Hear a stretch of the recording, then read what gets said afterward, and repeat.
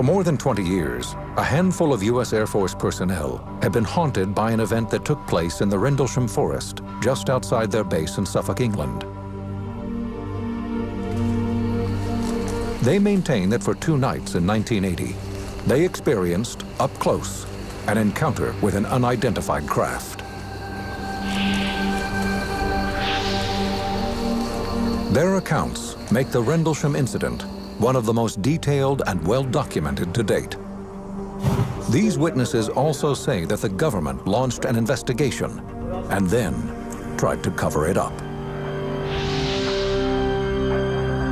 This event has an eerie similarity to a sighting nearly 33 years earlier, when an extraterrestrial spacecraft allegedly crashed near a military base in Roswell, New Mexico. Both stories involve eyewitness accounts from respected officers, government investigations, and classified records and evidence. This really was the Holy Grail. This was certainly Britain's most famous UFO case. There's no doubt about it. This is Britain's Roswell. It appears to be maybe moving a little bit this way. It's coming this way. It is definitely coming this way. This is unreal. What really happened in the woods outside the Woodbridge-Bentwaters Air Base in December 1980? If you contact the Pentagon about what happened December 1980 at RAF Woodbridge, England, they're going to tell you right now nothing happened there. People need to step up to the plate and say something. It happened, and it was real, and someone else visited Rendlesham Forest in 1980.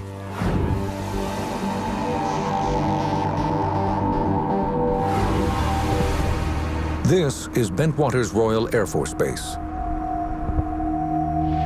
Located 70 miles northeast of London, the now dormant site was once a highly sophisticated military installation. The main function of the twin bases there was to support the NATO effort in case of a war in Europe. We would go ahead and mobilize our A-10 aircraft to support whatever war effort we were told to do. In 1980, with Cold War tensions near their peak, Bentwaters and nearby Woodbridge air bases are operated by about 12,000 U.S. Air Force personnel, making it one of the largest NATO complexes in all of Europe. But the site, bordered by the dense Rendlesham Forest, has a secret. This was Bentwaters' weapons storage area. Exactly what was kept here is officially classified, but researchers and observers agree that a massive nuclear arsenal was stockpiled beneath these concrete bunkers. The extraordinarily secured underground bunkers with alternating layers of steel, concrete, earth, held something like 300,000 kilotons of nuclear ordnance. The American airmen who man this base are highly skilled. They're trained to deal with life and death situations with a cool, clear head. And that makes the events at Rendlesham even more mysterious, because what they saw on Christmas night 1980 made these thick-skinned military men shudder with fear. It's 3 a.m. Airman John Burroughs is patrolling the east gate of Woodbridge Air Base, part of his normal routine as a security policeman. Security did the airfields, weapon storage areas, and stuff like that. You control the entry of the base. The 20-year-old has been with the Air Force for almost 2 years and has been stationed at Bentwaters for about a year and a half. Tonight, there is nothing to observe but the stars overhead. It was cold that night. It was a clear night, pretty much. You know, it was a clear night. There's a little bit of fog. As he's walking, his superior, Bud Stevens, pulls up in a truck. He tracked me down and said, let's ride around for a while. The men drive into Rendlesham Forest. Suddenly, Sergeant Stevens notices a strange light in the woods just off the road. He said, whoa, is that normal? And I looked out and there was just a weird glow in the woods. I said, no, it's not normal. Burroughs can't shake a bad feeling. You know, you just felt a real sense of danger or something wasn't right. There were different colored lights, you know, like you see on a Christmas display, different colored lights that were blinking on and off. Alarmed, the men speed back to the gate to call the flight desk from a secure phone line. They do not want to broadcast the information over their radios. At Burroughs' insistence, the call is transferred to the base's Central Security Control, or CSC. The shift commander dispatches 26-year-old Sergeant Jim Peniston to the site. Peniston has been a security policeman with the Air Force for 7 years. They told me I need to go out the East Gate. We have a situation out there. I said, what type of situation? He said, well, I'd rather have the on-scene patrolman tell you what that is. I says, well, can it wait? No, you gotta get out immediately. Within minutes, Peniston and his driver arrive at the East Gate. Burroughs and Stevens direct his attention to the woods. I seen this multicolor, yellow and red. It was about, 200-300 meters away, and it looked like an aircraft crash immediately. That's the color that you get from titanium and fuel burning. Peniston calls back to CSC and gets clearance to investigate a possible downed aircraft.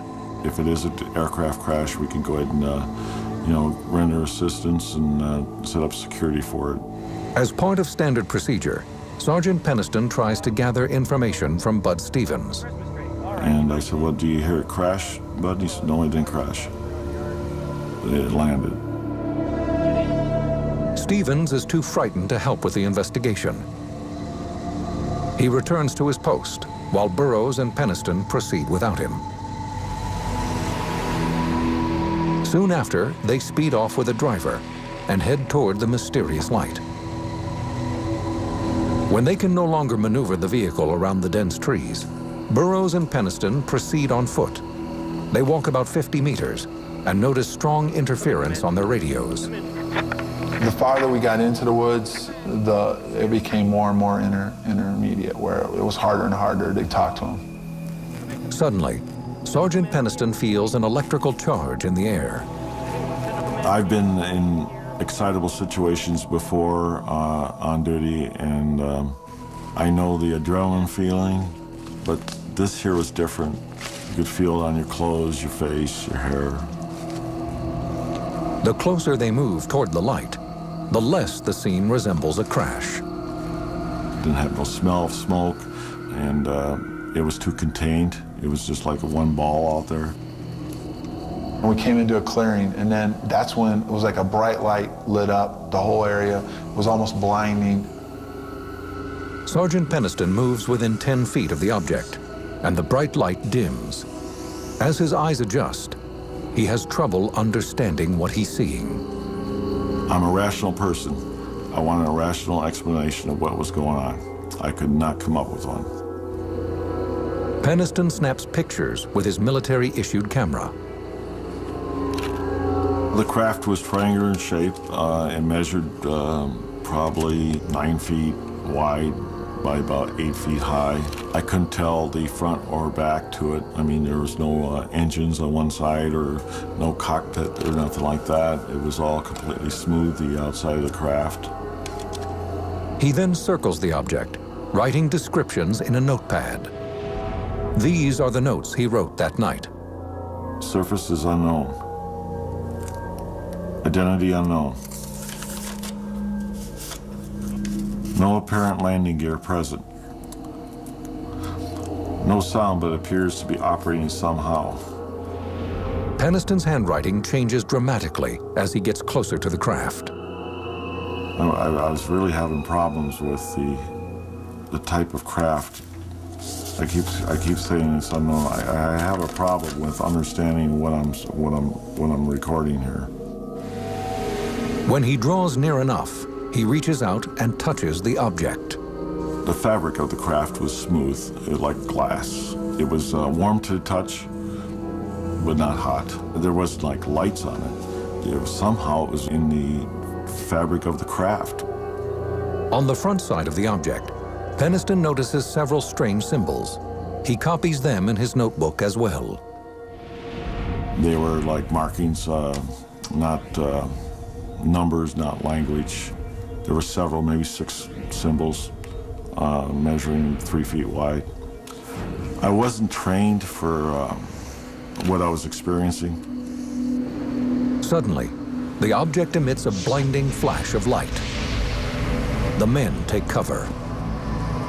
Then the object, whatever it was, lifted up, went up, and then moved back away over the trees. The speed of the craft leaving the area was, the best way to describe it is probably in a blink of an eye. I've never seen any craft move that fast in my entire Air Force career, and I don't think I ever will again. As the men slowly rise to their feet, their attention is drawn by another flash of light through the trees. At first, they assume it is the craft, but on second glance, they realize it is the Orford Ness Lighthouse, 5 miles away. Burroughs and Penniston check their radios. They're working again. It is now around 5 a.m., roughly 2 hours since they first spotted the mysterious lights in the woods. They contact the CSC, and their commander orders them to rendezvous with a security team back at the East Gate. So we were like, what are we going to say? We can't explain what we saw. We can't explain what just happened. Later that morning, the men are brought in for debriefing. Penniston is reluctant to divulge everything he witnessed. It was not a good career move to report exactly what we seen. I went into the shift commander's office with Burroughs, and we gave a sanitized briefing of what happened that night. After the debriefing, Penniston says the shift commander issues him a thinly veiled warning. Gentlemen, he says, Project Blue Book ended in 1969, and sometimes things are best left alone. Project Blue Book was the code name for the U.S. Air Force's controversial UFO investigation unit. During the course of our investigation, before it was disbanded, its goal was to determine if UFOs were a potential threat to national security. Despite his commander's warning, Sergeant Penniston can't put the strange encounter out of his mind. I got back to my house and I couldn't go to sleep. I'd probably sat around the house for maybe 2 or 3 hours. And finally I said, well, I got to go back out there. He returns to the site with some plaster of Paris. His plan? To make casts of any indentations left by the craft. I wasn't going to leave there until I had answers. I wanted something tangible. He spots 3 round impressions in a symmetrical pattern on the ground. They are a few inches deep and roughly 10 feet apart. They measured exactly the same distance apart, each of the pods, approximately 2 to 3 inches thick. These are the casts made by Penniston the morning after his sighting. He believes they show the marks left by the craft when it landed on the forest floor. He decides not to show them to his superiors. Along with his notes and roll of film, the sergeant now has the 3 plaster molds to help back up his story. But Penniston's physical evidence doesn't solve the mystery of Rendlesham. Just 2 nights later, the UFO returns. And this time, the deputy base commander makes a chilling record of his own encounter. Well, we're observing what appears to be a beam coming down to the ground. This is unreal.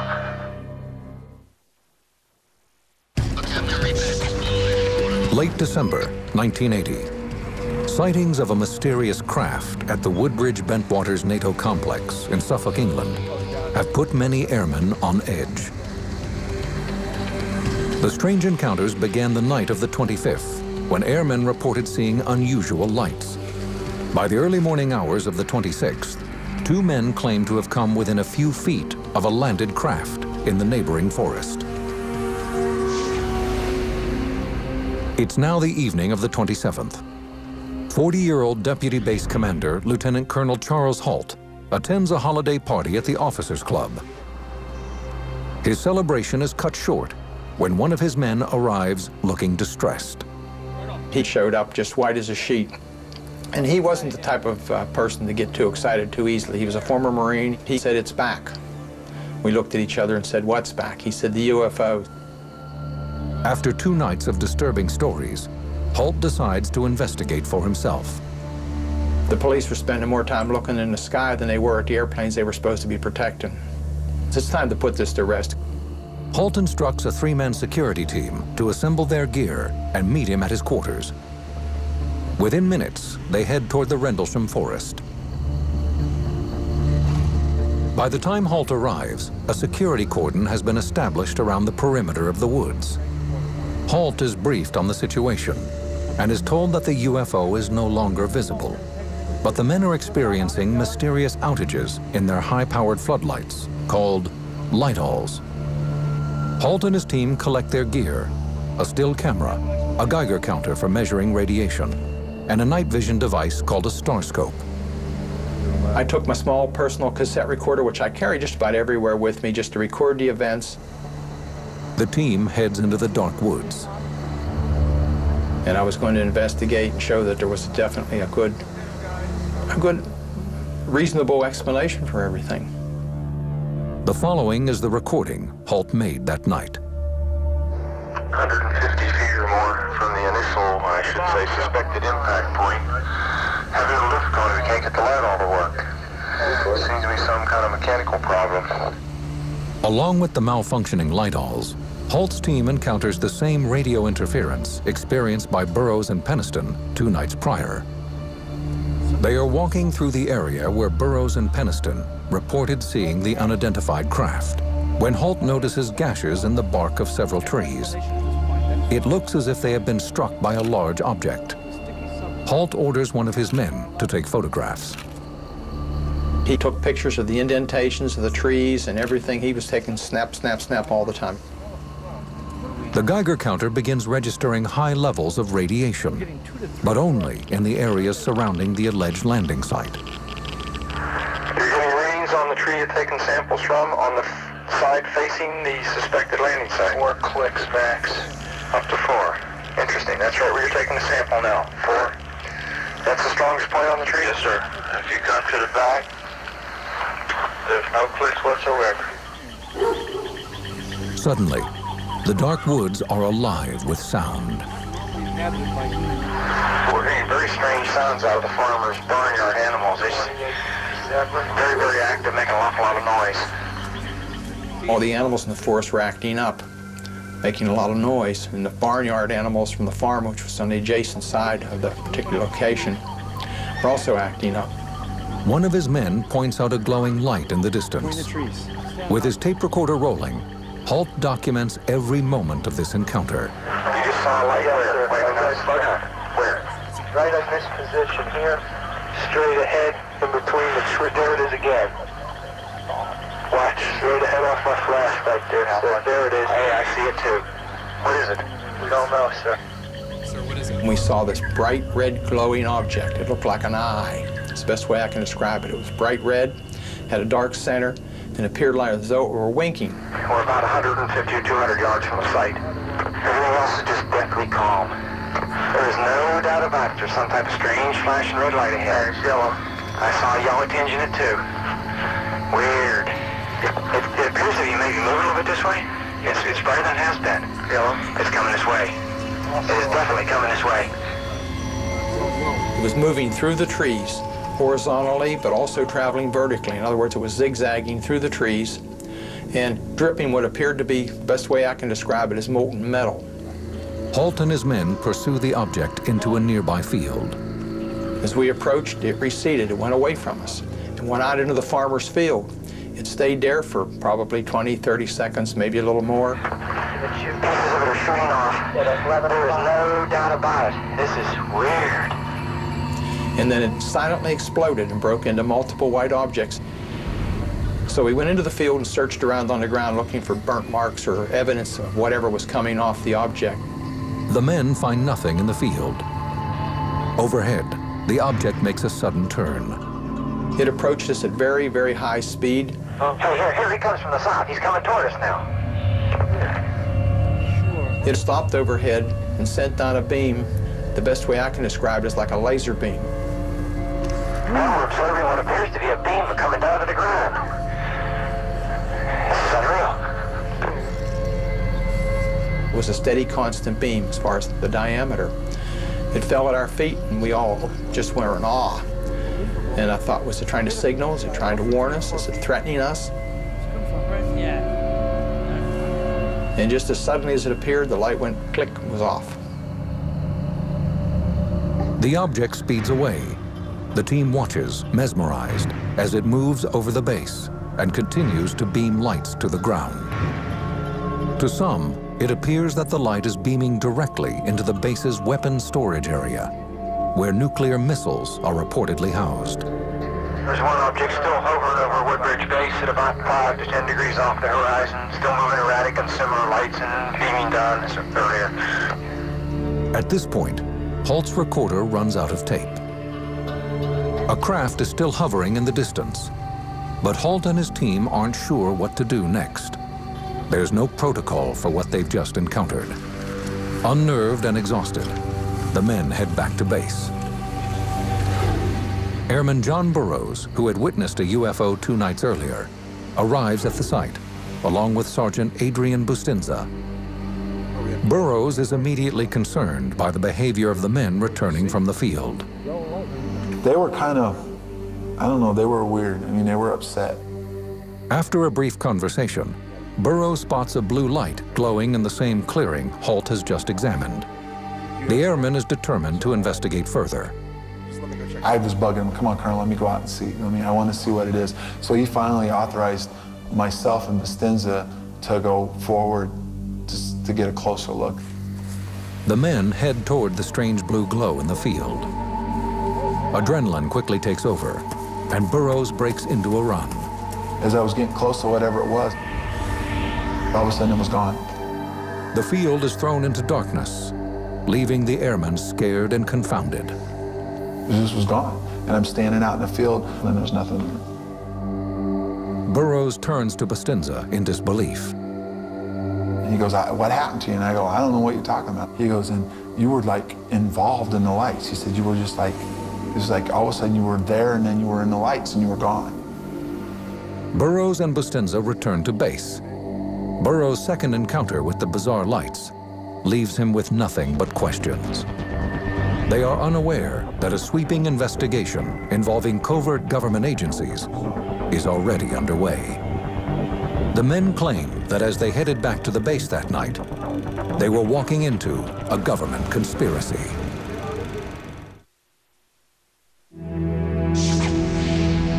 January 1981. Rumors are swirling around the Woodbridge-Bentwaters air bases in eastern England after mysterious UFOs are sighted by the U.S. Air Force personnel stationed there. Many of them were some years into their tour of duty. These were highly trained witnesses. It's not as if they'd all just turned up there the night before. The military investigation that followed remains controversial to this day. Those who say they witnessed the UFOs believe the military was more interested in damage control than in finding the truth. What our government did in the name of secrecy to these individuals is absolutely shameful. According to these airmen, they soon became unwilling participants in a government cover-up. Initially, the investigation follows standard military procedure. Deputy Base Commander Charles Halt, a witness himself, begins debriefing the airmen who reported seeing the craft. I had no choice. I couldn't ignore it. There were so many witnesses and so many people at so many different places. John Burroughs, who witnessed the UFOs on both nights, says his interview is clear-cut. He took our statements, kind of looked at them, said it was really a wild thing, and there's really no explanation for what's going on, and that's how it was kind of left. Others, like Sergeant Jim Peniston, say that after their meeting with Halt, a long and disturbing process begins. 2 weeks after his initial interview, Peniston is called for another debriefing. This time, it is with a high-ranking team of investigators, the OSI. The OSI is the Office of Special Investigations. It's, how shall I say, the discreet police is one way to put it. And they are there to police the US Air Force. And they can actually walk into an office of a general and, you know, even arrest him, if you like. That's how powerful they are. When Peniston enters the room, the mood is ominous. He begins to give a statement and offers the investigators sketches and notes of his encounter. According to Peniston, the rest of the interview is a blur. To this day, he has a difficult time recalling precisely what tactics the OSI used to extract his information. They took extra steps to make sure I was telling the truth. Sodium pentothal. I'm sure I gave a release for that.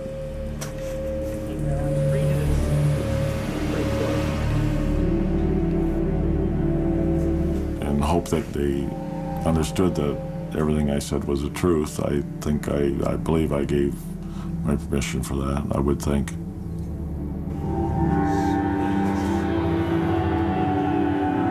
To Peniston, the military's investigation takes on a sinister tone as more men are called in for questioning.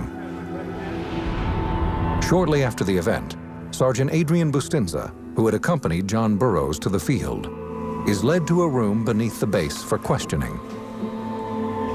Even now, Bustinza refuses to speak publicly about the events of that night. According to author Georgina Bruni, he later confided in her. They said to him, look, you know, what you saw was a light from the local lighthouse. And he said, no, I saw much more than that. It was more than that.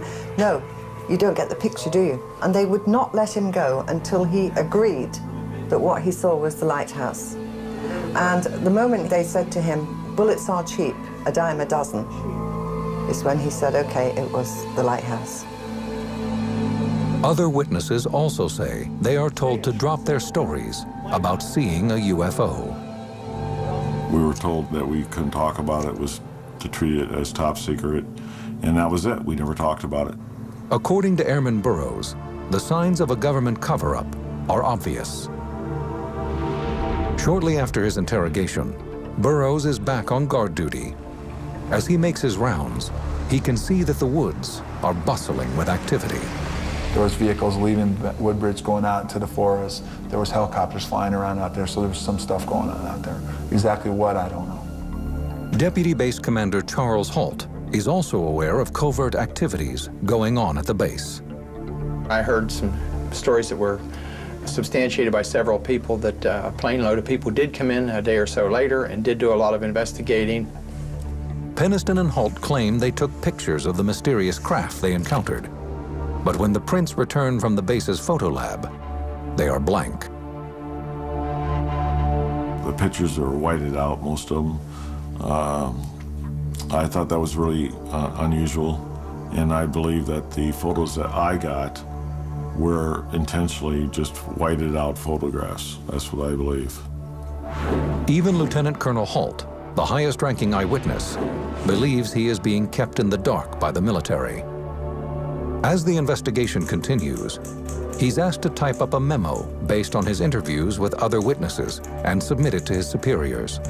Holt's understanding is that the document will be shared with the British government. Holt does as he is told and submits a memo entitled Unexplained Lights. He writes, the individuals reported seeing a strange glowing object in the forest. The object was described as being metallic in appearance and triangular in shape. It is not a definitive report. Many of the details are missing or incorrect, and the descriptions at times are vague. The memo was not meant for public consumption. It was meant as a tickler, if you will, to the Ministry of Defense to get them involved to do a proper investigation. His superiors filed the memo away, and the strange lights never returned to the base. Eventually, rumors of an extraterrestrial craft die down.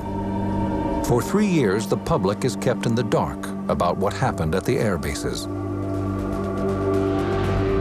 Then, in 1983, a new witness surfaces with a startling claim about the UFO encounter, one that will only deepen the mystery of Rendlesham.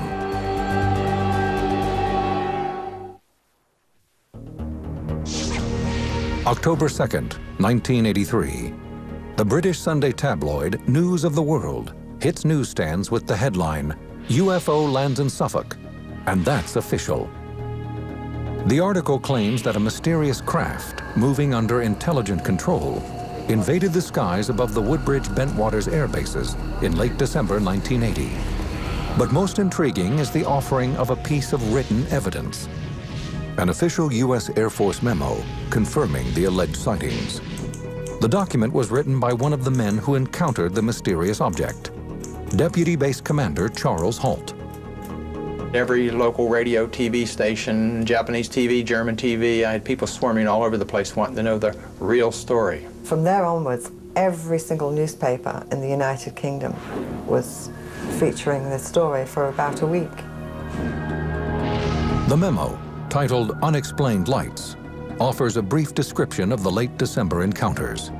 It includes Jim Peniston's description of a strange object that maneuvered through the trees, as well as Halt's account of a red sun-like object in the night sky. But how was the story leaked to the public? The document, known as the Halt Memo, was brought to light by Larry Warren, a former Air Force security policeman at Bentwaters. He's blunt when he explains why he did it. I wanted to drag people right by their hair through the thing and say, this happened. He was the one who brought this whole thing to public attention. It was his information specifically that resulted in a Freedom of Information Act that resulted in the release of the so-called Halt document. And once that single sheet of paper was out, the toothpaste was out of the tube. Warren has received both praise and criticism for his candidness. The story he tells begins like the others, but the ending is even more bizarre. In late 1980, Warren was a 19-year-old security policeman stationed at Bentwaters. According to Warren, after midnight on December 29th, he is removed from his post and ordered to the woods to assist with Colonel Halt's investigation. When he reaches a clearing, he sees a group of military personnel surrounding a glowing object. In this field was this object on the ground. It's like a science fiction movie, but there was something alive associated with it. Didn't come out any doors, there were no windows, it was this thing, and it was changing all the time. As he draws within a few feet of the craft, Warren says he witnesses an amazing sight. There are officers and airmen facing the object, and 3 small glowing entities standing in the light. What he observes and the other men observe that are in proximity is 3 humanoid shapes. There was something separate from it with these 3, what you would perceive as kids. Warren then watches as a senior officer begins communicating with the beings. The senior people there seemed to be following like a protocol. It seemed to be there was a procedure. Warren is then pulled from the clearing. He's given no explanation for what he's just seen. The next day, he says he is brought into a room with other witnesses for debriefing. He remembers a film projector and 3 men in suits. They showed us the different films of UFO military activity going back probably, I don't know, the 40s. Like other witnesses, Warren says the more he is questioned, the more distorted his memories become.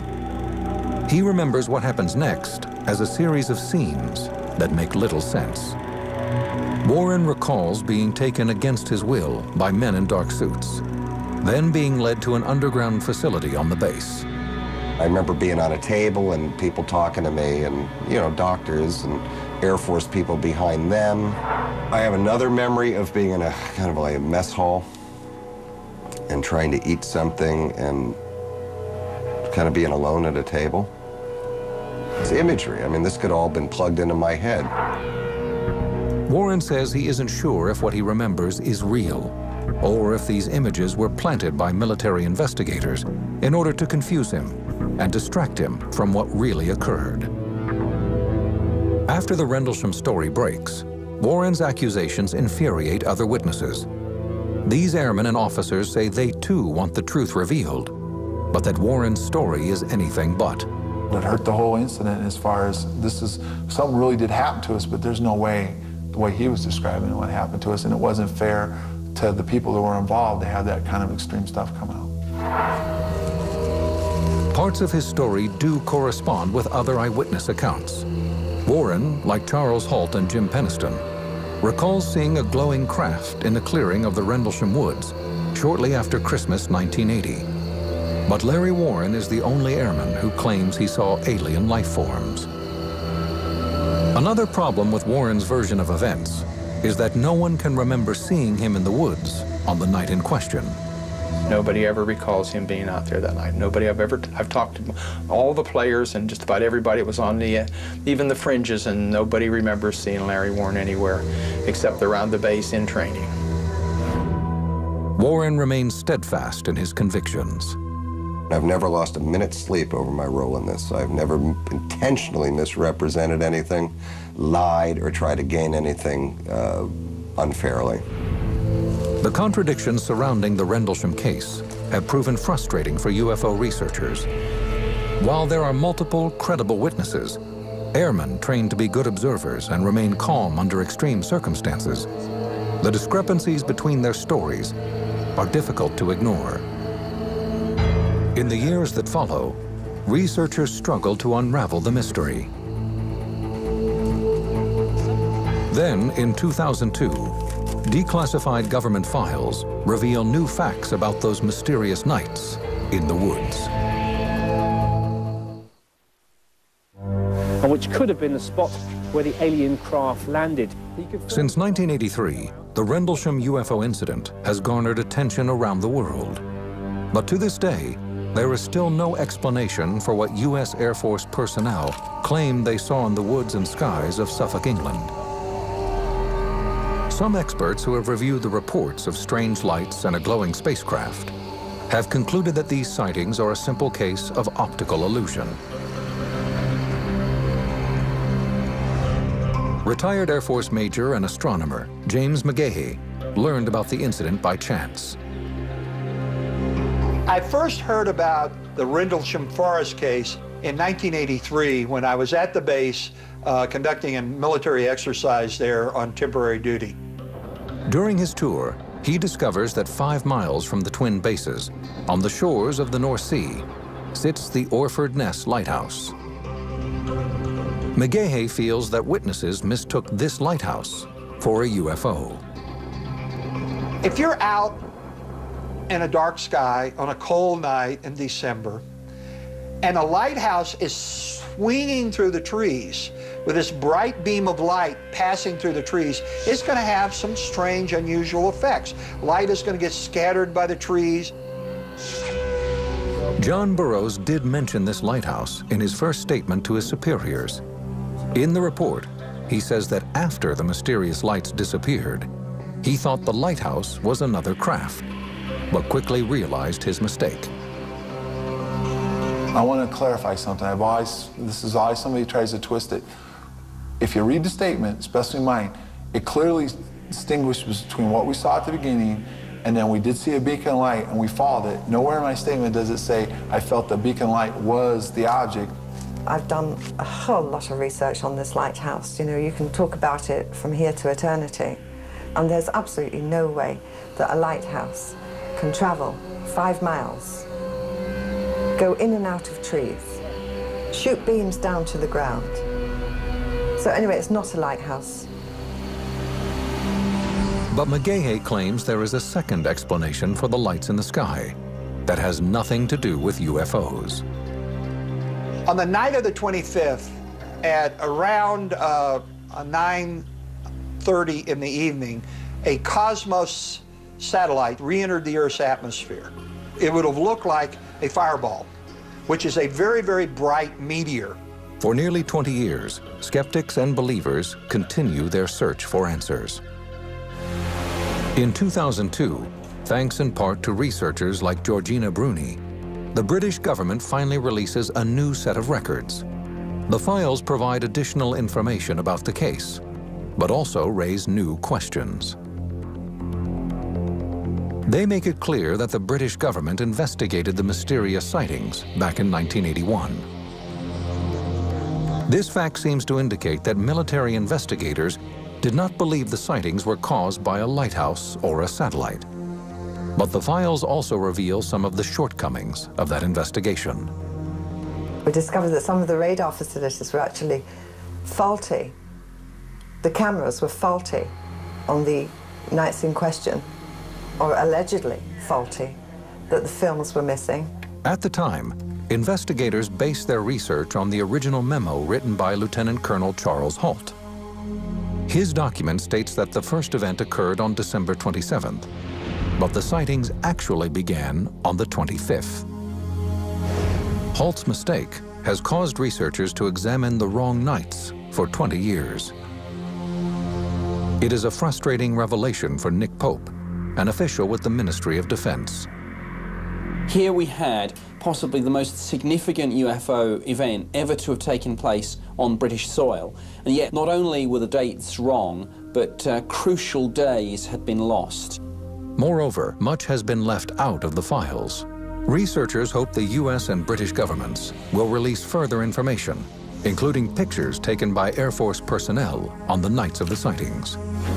These are the only photographs that remain from the investigation. They show authorities examining the alleged landing site, but the pictures reveal no evidence of a landed craft.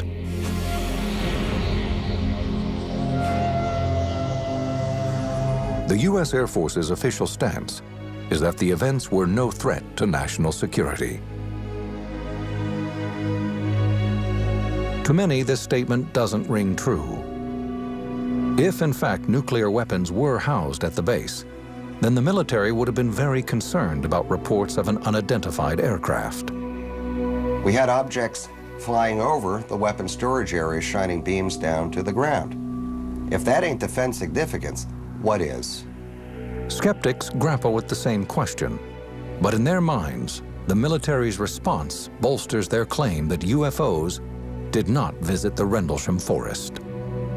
This was during the Cold War. You have to realize that security was fairly tight. Anything that would happen near the flight line when you have these high-value asset aircraft, tactical aircraft, or in weapons areas would immediately cause a response by the entire base.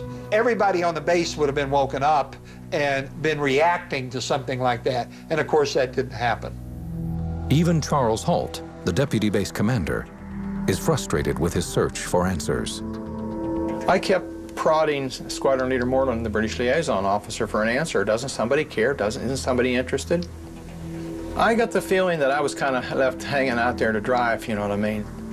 Though they continue to press the government for more information, some researchers believe that the missing files and early mistakes in the military investigation may leave the Rendlesham case a lasting mystery. In any investigation, whatever you're investigating, if you don't really use the first 24 hours to try and chase it down, your chances of success diminish rapidly. The problem with the Rendlesham incident is that this happened over the Christmas period. A lot of the key personnel were on leave, and I think there was a bit of a decision-making vacuum.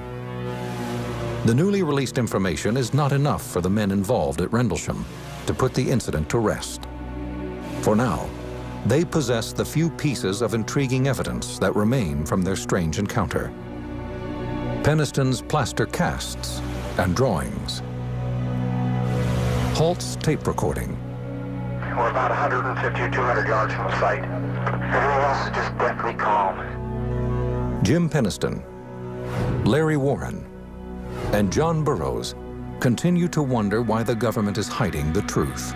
There's a chain of command, there's a chain of custody, everything's kept track of. And for this stuff to play it like it disappeared and it's gone, it's not. I guess technically we were part of a cover-up to ourselves. We probably started it by sanitizing the initial report. Like John Lennon used to say, conspiracy is silence speaks louder than words, and that's fact.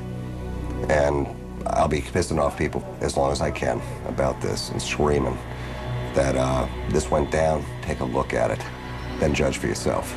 In America, everyone's heard of Roswell, but only the UFO researchers really know about this case, and yet, in many ways, I consider this case to be bigger than Roswell. This could be the biggest UFO incident of all time. Let's put it where it deserves to be. Let's put it in people's minds. People keep telling me, well, what really happened? I don't know. What was it? I really don't know. I mean, I don't. These people will never be able to forget the terrifying lights in the sky, or how they could not escape from the powerful beams of energy which seem to suck the life from their bodies. That is why they are sending us their warning about the night terrors of Brazil's Roswell on UFO Files, next on the History Channel.